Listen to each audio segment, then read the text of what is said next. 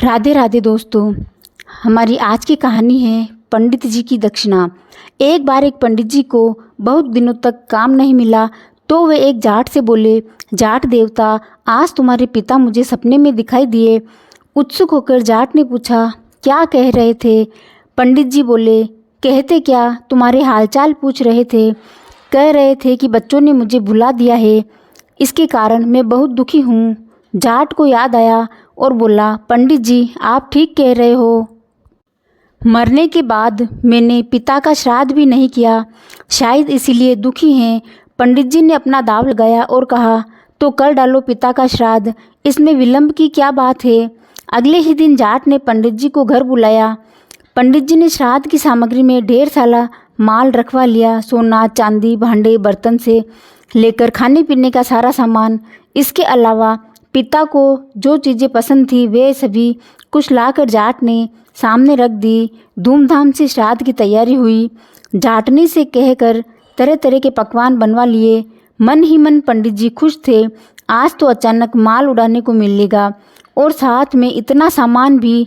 अपने सामान सामने आसन बिछाकर पंडित जी ने जाट को बिठा दिया और बोले, अब श्राद्ध शुरू करते हैं। तुम्हें इस बात का ख्याल रखना है कि जो मैं कहूँगा वही तुम्हें कहना है और जैसा मैं कहूँ वही तुम्हें करना होगा। जाट ने बात मान ली। दोनों आमने सामने जमकर बैठ गए। श्राद्ध शुरू हुआ।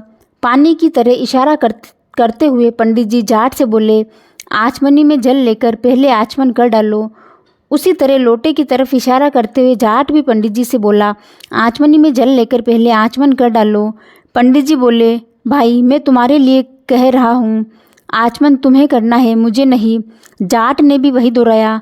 पंडित जी परेशान हो गए और कड़क कर बोले, अरे मूर्ख, मैं तेरे लिए कह रहा हूँ, श्राद्ध तेरे बाप का हो रहा है, मेरे बाप का नहीं। अपनी कड़क आवाज़ के साथ जाट ने भी पंडित जी को डपट दिया। अब तो पंडित जी से रहा न गया। गुस्सा दिखाते हुए बोले, तू नहीं मानेगा। जाट ने भी अपना गुस्सा तान लिया और पंडित जी को दिखाते हुए बोला, तू नहीं मानेगा। पंडित जी ने आव देखा न ताव एक तगड़ा हाथ जाट की कनपट्टी पर जड़ दिया। बोले, पहले तेरी खोपड़ी दुरुस्त कर लूँ, बाद में श्राद्ध होता रहेगा। झापड़ इतनी जोर से पड़ी कि 1 मिनट बाद ही जाट को होश आया। होश आने के बाद उसने भी अपनी बाहें चढ़ा ली और बदले में पूरी ताकत के साथ पंडित जी के गाल पर तगड़ा हाथ दिया। पंडित जी को तारे नजर आने लगे और 2 मिनट के बाद होश आया। अब क्या था, पंडित जी और जाट दोनों पूरे क्रोध में भर गए। लाते गुस्सों से श्राद्ध होने लगा।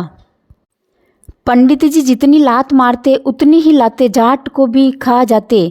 जाट के शरीर पर जिस जगह पंडित जी का गुस्सा पड़ता उसी जगह पलटकर जाट भी उनके गुस्से धर देता। मन ही मन पंडित जी सोचने लगे, मूर्ख से पाला पड़ गया है।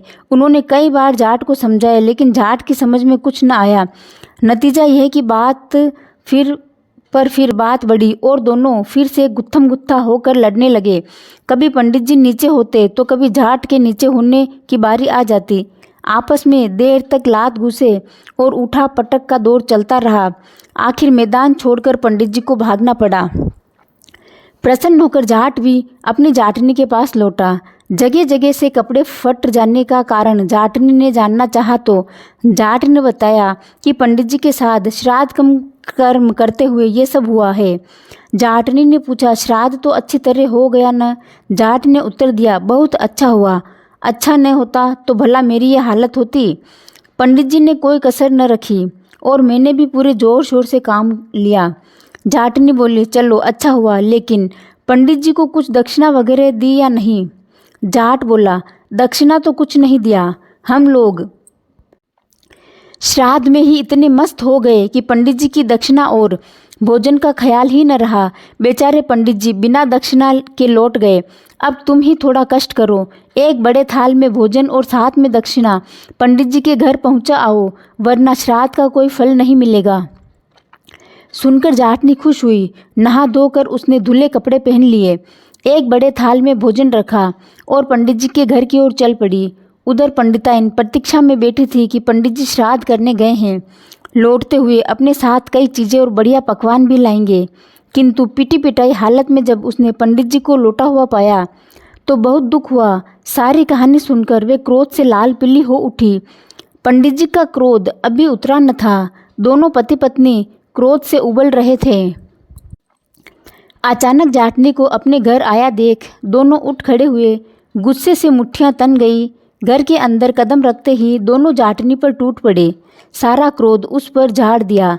जाटनी बेचारी चुपचाप उनकी मार सहती रही। वे सोच रही थी कि शायद इसी तरह दक्षिणा दी जाती है। काफ़ी पिट जाने के बाद वे पंडित जी के घर से निकलकर भाग खड़ी हुई। घर पहुंचने पर जब जाट ने पूछा तो बोली, श्राद्ध करना आसान है किंतु दक्षिणा देने का काम बहुत मुश्किल है। तुम अगर दक्षिणा देने जाते तो मालूम होता कि कैसे दक्षिणा दी जाती है।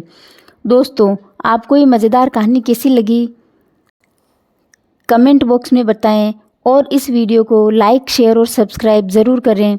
धन्यवाद।